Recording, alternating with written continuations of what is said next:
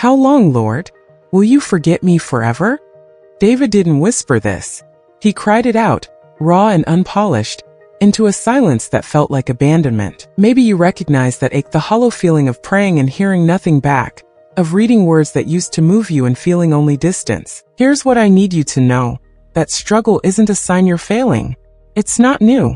It's woven through the whole story of faith. David, the man after God's own heart, spent real time in that dark room of the soul. He named it. He didn't pretend. So if you're feeling far from God today, you're in good company. But here's what we're going to uncover: the hidden reason that distance keeps growing, and what Scripture actually shows about closing it. Because what David discovered in that raw place changes everything. And it starts with a turn we rarely think to make. David's raw cry fades. The silence holds. And then, in verse 5, something shifts. Not his circumstances. He's still on the run. Not his feelings, he's still in that dark room. But his focus changes. But I trust in your unfailing love, he writes. That word "but" is the hinge. Everything pivots on it. See, David didn't wait for the distance to shrink before he chose trust. He chose trust inside the distance. That's the discovery most of us miss. We think closeness to God is something we feel first, then respond to.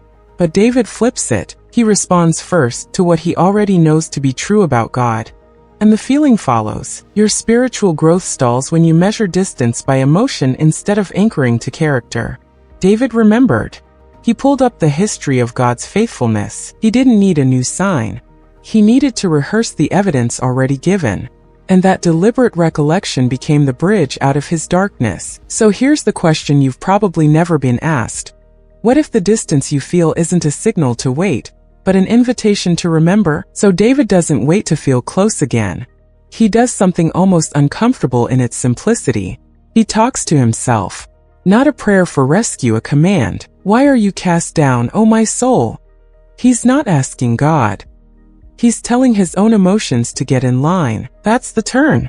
He doesn't pray for the feeling of closeness. He chooses the action that closeness requires. A single honest sentence. One line of scripture pulled from memory. You've been waiting for the warmth to return before you pray. David prayed first. And the warmth followed the obedience, not the other way around. So tonight, don't measure your distance by what you feel. Measure it by what you choose. One verse recalled. One moment of thanks. One honest cry. Do that again tomorrow. And the next day. Not because God moved, he never left. But because you're finally learning to see.